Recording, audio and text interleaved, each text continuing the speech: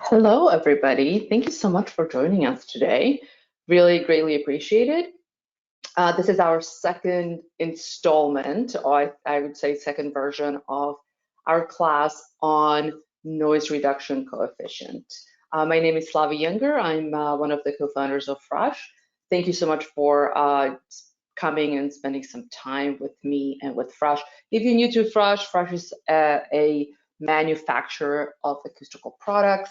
We are located outside of Dallas, Texas, and the products that we focus on are around acoustical ceilings, walls, dividers, and acoustical lighting. So that is it for the introduction. I think we have a nice crowd here already.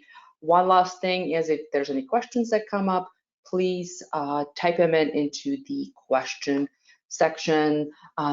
There's quite a few of us here, so it's a little too hard to have the microphones open and have people ask questions throughout the class, which that would be preferred, but it's a little too hard. But if something pops into your head and you want some clarification, please don't be shy, type it in, we'll answer it at the end, so we can make sure everything is everybody got what they hope to get out of the class.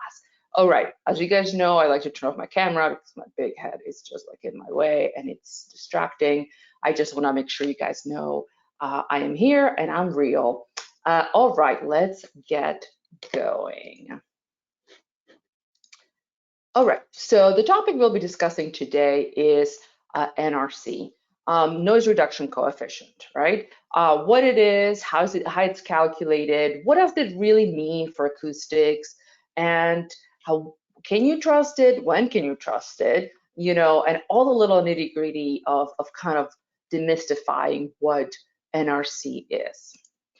Before we start talking about NRC, we're going to touch on the basics of acoustics just to make sure we all are on the same page. So what I would love for you guys to do for me is visualize a sound wave as an actual wave, right? And imagine this wave going through the space and interacting with all the surfaces, right? So one interesting thing about sound is that it's a relatively slow traveling element when in relation to, let's say, light, right? So what does that mean? It means everything in its environment has an opportunity to affect it. That's essentially why sound and getting the sound just so can sometimes feel like a black magic, right? A little confusing, little, sometimes we don't know why we're getting effects that we get. So let's touch on a few other words that we'll be discussing in our class today. First one is reverberation. What is reverberation? The reverberation, when that term is used, we're just essentially saying how long does it take for the sound to die off, meaning the initial sound is made, and then there are surfaces around you where your sound gets to travel, and depending on how, then we measure how long it takes before it completely dies off. Echo is probably the most obnoxious version of a reverberation, right? That's sort of the most extreme version of reverberation. What's reflection? Again, imagine a sound wave hitting a hard material. Think concrete, think glass. And as it hits the material, it bounces off of that material back into the space, right? So it reflects the energy back into the space. Absorption is the exact opposite of reflection, meaning imagine sound wave hitting a poofy, porous material, and the sound energy, or sound waves, the sound energy gets trapped in the nooks and crannies of the material. Therefore, it cannot bounce back or reflect back into the space. Sound blocking, I like to add this here just because there's often a confusion between what sound absorption and sound blocking. They're different. Sound blocking is when we create a partition that stops sound from traveling through, right? So having a sound blocking material in let's say in the wall, keeps the sound going from in between the two rooms. However, to change the reverberation in a room, you have to, change the mix of the reflective and absorptive materials, right? So that's the difference there. All right. So I'm going to show you a quick video that kind of puts all these terms together really nicely, and then we'll hop back on.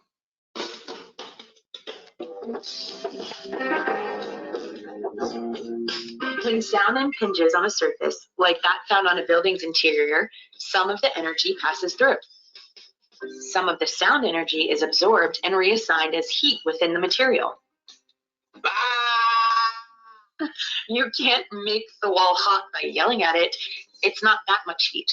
There are molecules inside the building material, and when they are impinged upon by the sound energy, they move, and as they rub together, they lose some of the energy through friction.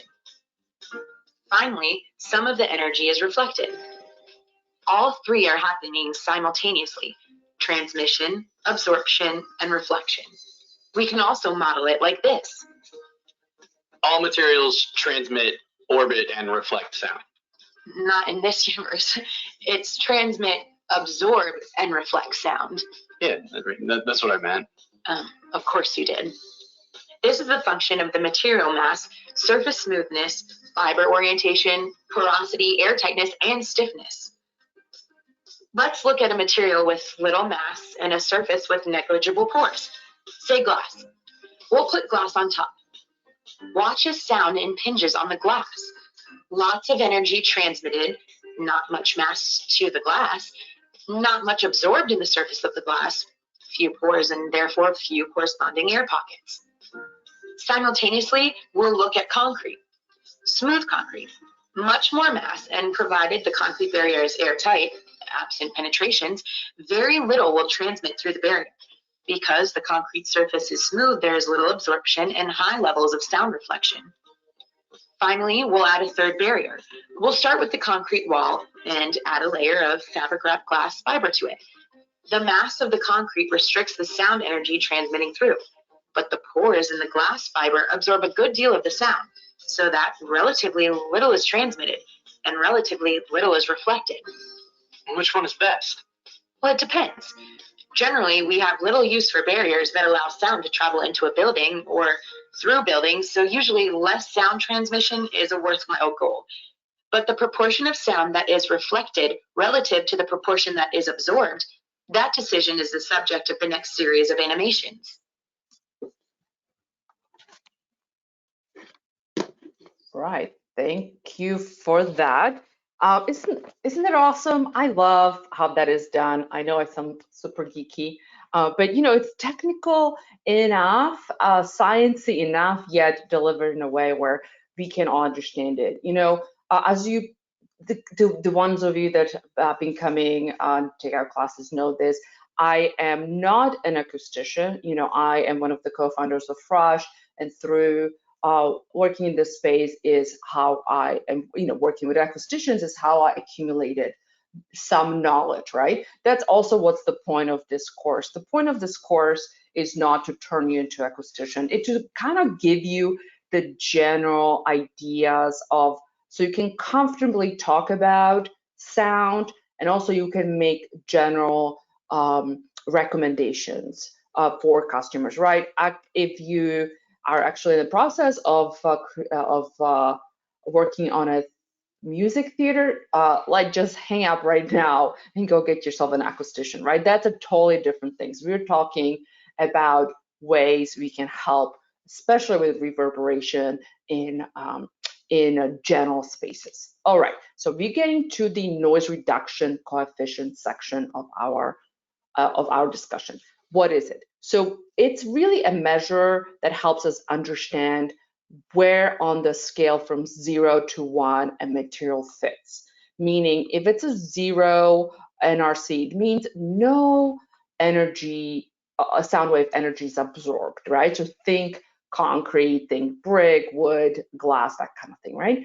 And the scale goes to a 1, which is, or you can think of it as 100, so 100% of sound waves that that hit that material do get absorbed by the material, right? So that's kind of how that works. Again, I'm gonna, a little awesome shortcut, again, quick little video that really does a great job of explaining it.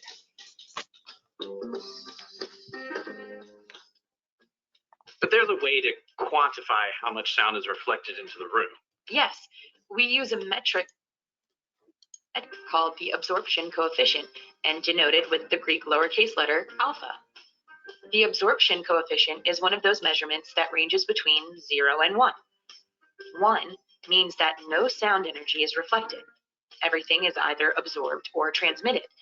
An open exterior window has an absorption coefficient and alpha of 1 because none of that sound that impinges on the open window plane returns to the room. Then a 0 means 100% of the sound is reflected. What is an example of a building material with an absorption coefficient of 0?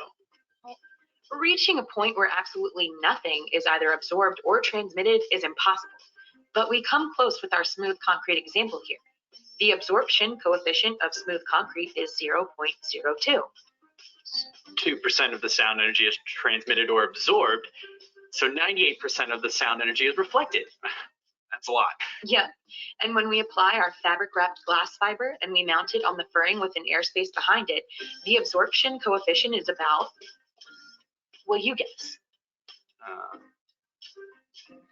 0.95? That's about right, though that would be on the high end of the range. So only 5% of the sound energy is reflected. An effective absorber will have a sound absorption coefficient greater than 0.75. So more than 3/4 of the arriving sound is absorbed or transmitted, taken out of the room.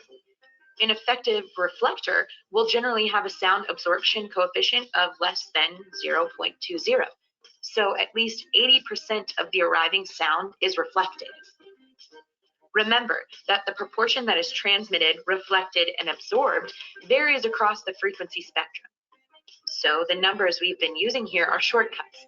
In reality, a material will have a different sound absorption coefficient value at each octave band. But there is a single number available, something that describes the performance across the spectrum. There's almost always a single number available to summarize performance across frequencies. In this case, it's called the noise reduction coefficient, or NRC. It is calculated by simply taking the average absorption coefficient across 4 mid-frequency octave bands. And, as with almost all the single number metrics, it fails to be useful and can be downright misleading. In the presence of the low frequency noises associated with mechanical noise, electric amplification, and even unamplified music performance, many materials, sound reflective in the middle frequencies, absorb sound in the low frequencies. So when do we use more sound absorbing material? We add sound absorbing material if we have excessive reverberance, especially for speech intelligibility reasons. An architecture student designed this cafeteria without acoustic consideration and simulated the oral environment, which sounds something like this.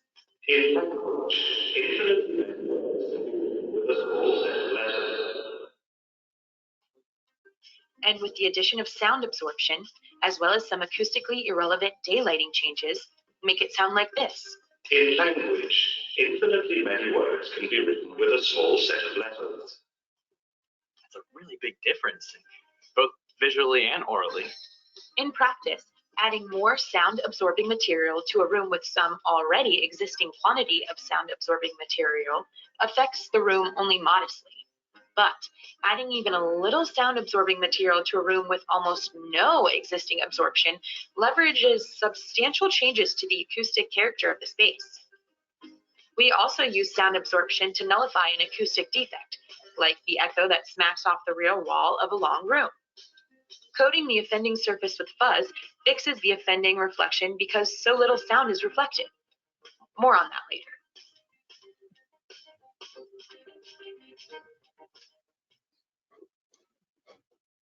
All right. Okay. So I think we probably all feel pretty good about what the NRC is in general. So I have a pop quiz for you. I have a question, which is, which category of acoustical product is your go-to when designing to improve acoustics in a space? This is, there's not a wrong answer. This has to do with just us being curious. So options are ceiling, baffles or clouds, wall tiles, acoustical dividers. I like to mix and match, or I need more info to guide my decision making. And that's maybe why you're in this class, right? That would be a very fair answer there. Yeah. So I'll give you a couple more seconds to answer.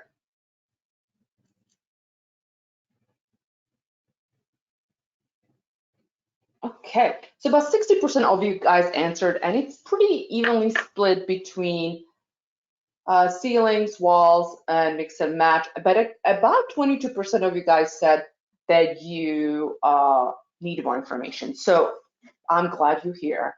I am glad you're joining us because hopefully we can give you some information to make you a little more comfortable on what to do. So we talked about what NRC is. Now let's look at how the NRC testing is done.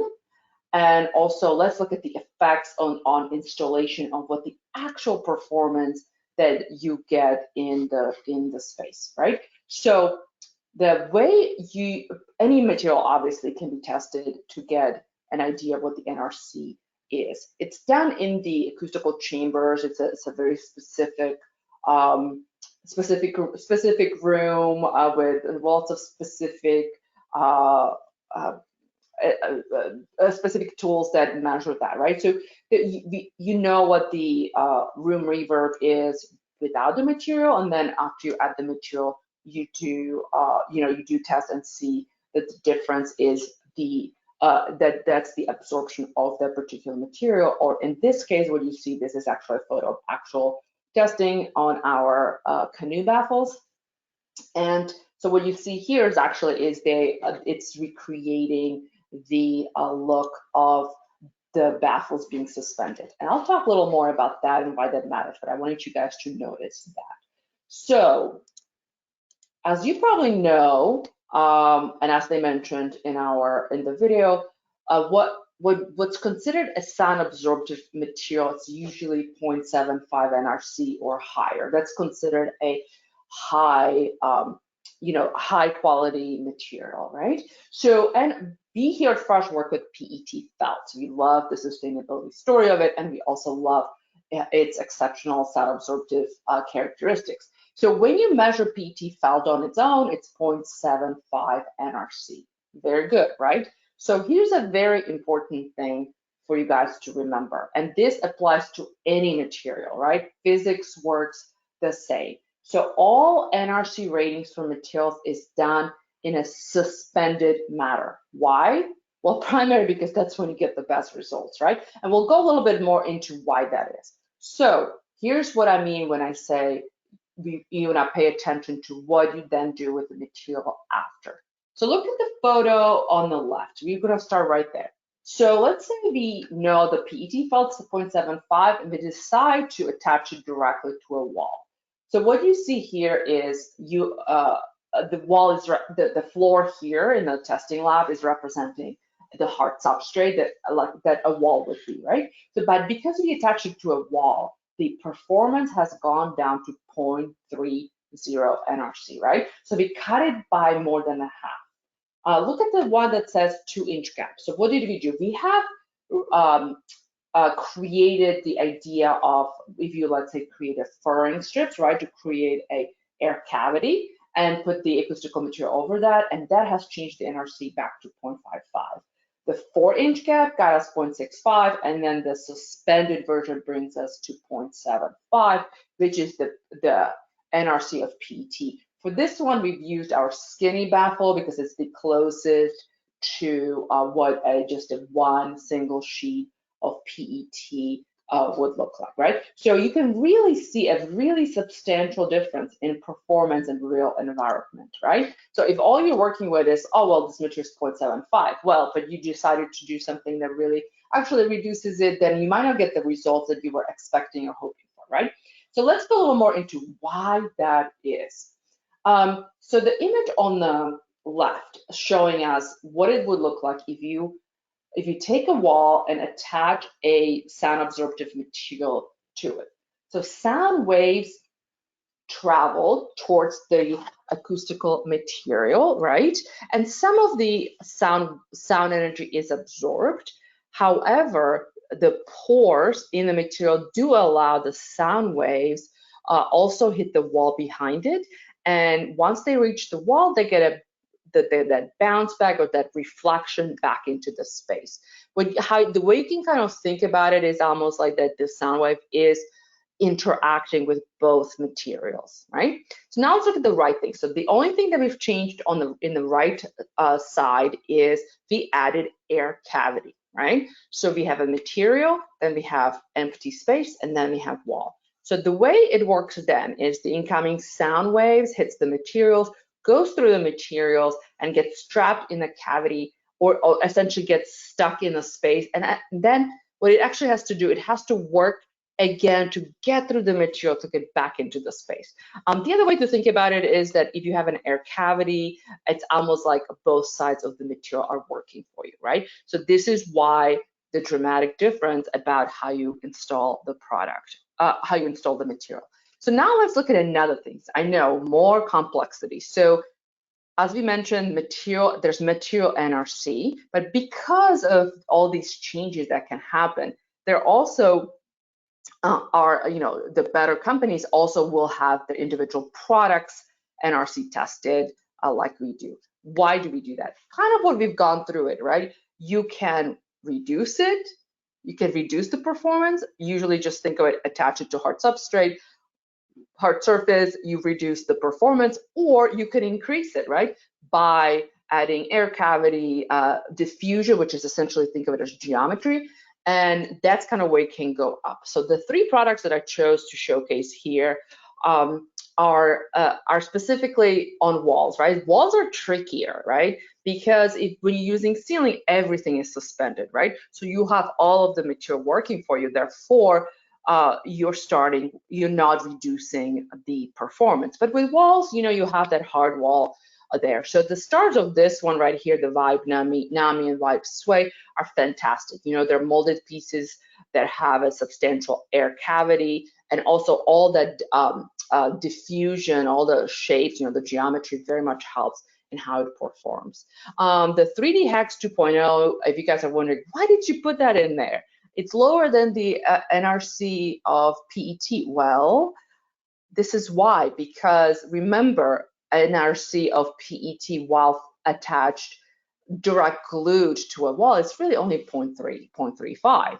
So really what this guy does is actually, because it's not very thick, but it's thick enough that it has those little air pockets in the individual little diamonds that make up the hex that really actually improve its performance to 0.60. All right, so let's take a look at ceilings, right? Ceilings, like I said, you're starting with a PET felt suspended, which means you're starting at 0.75 NRC, right? You certainly could reduce it if you build, let's say, a baffle out of wood and then cover that in acoustical material and call it an acoustical baffle. It would not perform as it would if it's hollow, right? You don't have the air cavity and you have the wood that's actually reducing the performance. However, there are all these tricks you can do, right, to really increase the performance, like large air cavity, folds, and all the nooks and crannies, and just getting more material in smaller square footage is definitely a trick. As you can see, the NRC ratings on these guys are very high. And if you've been paying attention, you probably are wondering, like, well, the rating only goes from 0 to 1. Why is there 1.3 and even 1.9 on some of this? Like, how can something absorb more than 100%? Well, it can't, right? Unfortunately, this is sort of the limitation of the testing. Testing struggles with three-dimensional objects, right? So that's why you end up with these numbers. They're inflated. The reason why I included them just the way they are is because you will see this in the market, and you will see that this is how a lot of products are rated, so you'll know what this means. So if you actually are working with an acoustician, a lot of them actually what they do is they cut the number by half, and then actually they treat it as two objects because they'll essentially split it up, right? They really do a lot of sophisticated math to do that. Or if you're looking just to figure out something a little simpler, you can always round out to 1, and you'll get to where you need to be. But in general, you can think about it, this material absorption of this material is 100%, right? So we're talking about perfect absorption. All right, how does NRC affects reverberation, right? Because ultimately, the reason why it matters what the NRC of each material in the room is because that defines what that room will sound like, right? Why does it do that, right? So it's because reverberation, right? So let's touch on reverberation a little more. Reverberation starts with, first, there is a direct sound. So that is the sound coming, let's say, out of my mouth, right? I am the one talking right now. So that's a direct sound, right? So then I'm in the room, right? And there might be thousands of points around me to which my sound can reach and bounce off of, right? And how much it bounces off of is decided and defined by what materials it's interacting with, right? So if the materials are really hard, meaning very reflective, the reverberation will be higher, right? And as we've said before, there's not a good or bad reverberation. There's an appropriate reverberation for what you need. For clarity of speech, lower is better, right? And most of the time, what we tend to do, commercial offices, schools, and things like that, it's all about exchanging ideas, right? So being able to understand each other is critical. So low reverberation is usually what we're going for. Here's a quick chart to kind of show you how that works. The little numbers on the bottom is the reverberation time in seconds, and you can kind of see different environments as far as what is recommended, where they should be. And as you clearly can see, the more important the clarity of speech, the lower the reverb time, right? If you've ever been in a recording studio, it's like everything's padded, right? Because they want no reflection at all, right? They want it to be crisp and clean. The next one, you have classrooms, offices, libraries, things like that. Obviously, we're trying to talk to each other, and we shouldn't work that hard to understand each other. So that is the idea, right? So why does NRC matter? So the way your room will sound is determined by the mix of materials NRCs in your space. What did I just say in that crazy sentence, right? So if you look on the left side, it's a room of hard surfaces, right? So let's imagine I'm standing in the front there talking, right? So all those wall ceilings and even the chairs and stairs is where the sound energy that I'm creating is hitting and bounces back into the space, right?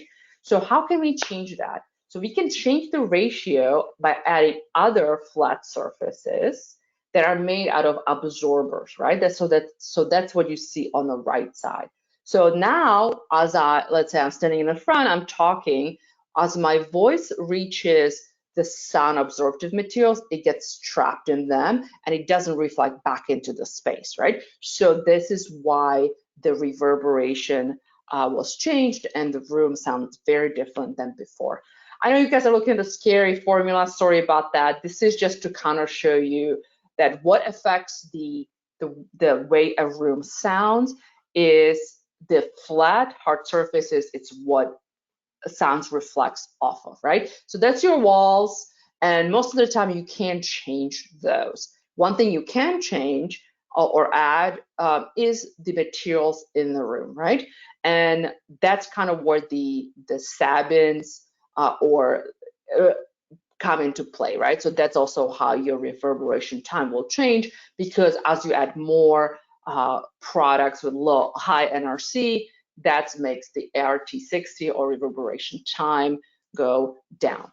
The other way to measure what if your reverb's up, I mean, usually actually, right? It's a loud space, it's uncomfortable, like, oh, I don't want to be here, I'm about to have a headache, right? The other way is if you stand in the room and you clap, and if you can count to 1 or 2, then the reverb is way too long for anything like a classroom or office or something like that, right? Because we're now talking about a reverberation time over 1 second, which is quite long. Okay, few rules of thumb to kind of get you going. Let's say you're like, I hate math, I hate everything, all of that we just kind of gone over, but this particular customer's room needs help. If you cover between 15 to 30 of flat surfaces, you will get a desired effect. What does that mean? If you figure out your flat surfaces of your walls, the square feet of your walls, the square feet of your ceiling and your floor, you add it up so you know how overall square feet and figure out the 15-20% of that, and you need to introduce that many square feet of acoustical material. By the way, all of this stuff, I know it usually adds up to about 1 wall. And as you guys know, if you work with us, our estimators are so awesome with that. But this kind of gives you the language as you are explaining what it is, that hey, I know if you cover one of these walls, we will get what we need, right? Placement matters, right? As we've talked about it, if for optimal performance, ceiling is your front, because of the because of the entire product works for you. The other one is if you have areas of issues in the space, like, hey, here's the group of really loud sales guys, they're annoying everyone else in the office, you want to put the absorptive materials close to the source, or aka close to the talking people.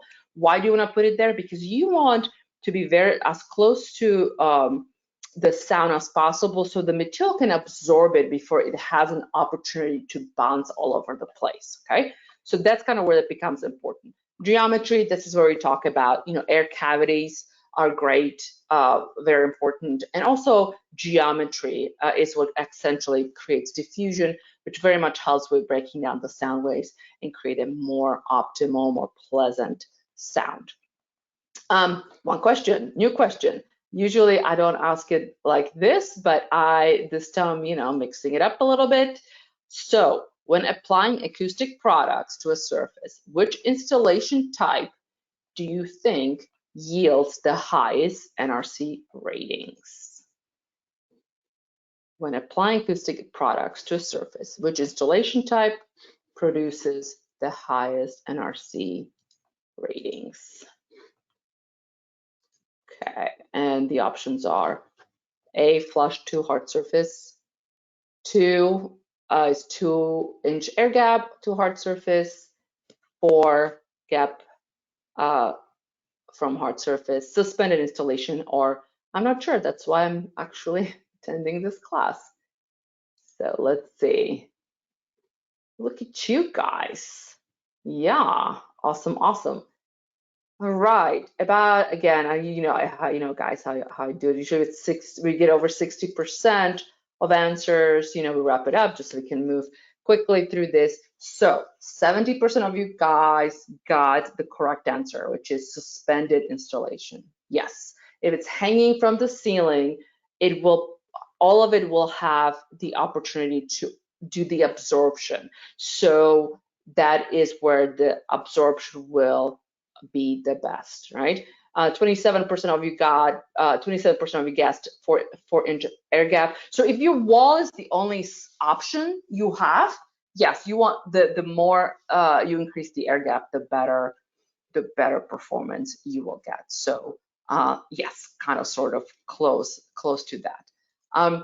Fantastic. So we kind of gone over that. One thing I do want to mention, none of this is to mean always do ceiling, forget the wall. That's not what we're saying. Because all we're saying is be mindful of what happens to material once you install them to the wall. However, very often, you have to see what's available, and also you have to consider budget, right? Sometimes actually just knowing, hey, I actually love the idea of direct glue, and because of what that does, I'm just going to do double of what I would do if I didn't direct glue it, right? And budget-wise, you may actually be better off, right? And get the results that you need. All right, so now let's look at a few things and how to go about this. As you guys probably know, at Frasch, what we try to do is, how do we create acoustical products that the designers actually want in their space, right? That they feel like, oh, this is actually enhancing the design intent. It's not something that I am getting stuck with, right? That's the idea. So this is one of the ideas that you see here, waffle baffle on the ceiling, harmony, light position to absorb the sound. I kind of joke that it's sort of like us hiding vegetables in in a sauce for the kids, sort of like, hey, how, because we all love, hard floors, open ceilings, a lot of natural light, which means lots of glass. How do we get things in there that really are just looking pretty and don't look like they're there just to, like, help with the acoustics. Here's a panel, fantastic way to divide a space. When you perforate it, you kind of can have some of the natural light coming through. And again, fully suspended, so that's really a fantastic help there. The center photo is our strata wood product, which is a little different, one of my favorites, which is essentially planks of wood with PET felt behind it. It's really fantastic. And the one on the right is plank, that this particular one actually was printed with wood grain, gray wash wood grain to give it even more natural look. Again, here, right, this is sort of like adding a little whimsy and color, and draw your eye to the ceiling to sort of create interest, yet it is there to make it acoustically pleasant, right? Again, a couple of ideas here. There's acoustical lighting, that's certainly an option as well. And the guy I've mentioned before, our Vibes Nami, it's really a great performer, and combining with all the colors and that, you can really get some really amazing creative things. Again, color positioning is definitely an option to really spruce it up. And of course, again, strata wood, this is only thing that you see here. It's just an interesting what looks like an interesting wood application, going couple ways. It really like warmed up this airport space, and plus it actually helps with the echo and the reverb, but it just looks great, right? So this is the end of my presentation. I am sorry I went a little long. Just be glad I went even longer this morning. I got a little better, a few minutes. I guess I tried to pack more stuff than you can fit in 30 minutes. So I do appreciate you guys sticking with me the extra few minutes. I really, really appreciate it. The next class we're going to be doing is sort of the same vein, just to kind of like, let's really kind of at the beginning of 2022, just really feel super comfy with reverb and NRC and acoustics in general. And as you guys probably know, it doesn't take that much to know the most in most rooms. You just need to know a few things and you can certainly help. So next class we're going to be doing is March 22nd. It's going to be in a little more depth on reverberation. If you guys have any questions, I'm happy to answer them. I can take a look and see if you guys wrote any. If not, I can open up your mics and you can ask now. Let's see if I can get to that section. Yes, okay. I will open your mics just for a sec. I know we went a little long, but absolutely, if there's anything you'd like to ask me, I am happy to answer. Oh yeah, and here's my camera. It's still me, still the same person. Yeah. All right, I guess. Any questions? All right, awesome. Thank you so much. I really appreciate your time. I hope to see you on March 22nd for the reverb edition of our acoustics. And please do reach out. We would love to help with your next project, or if you have any questions that we can answer for you as far as acoustics or anything else. Have a fantastic rest of the day, and we'll talk soon.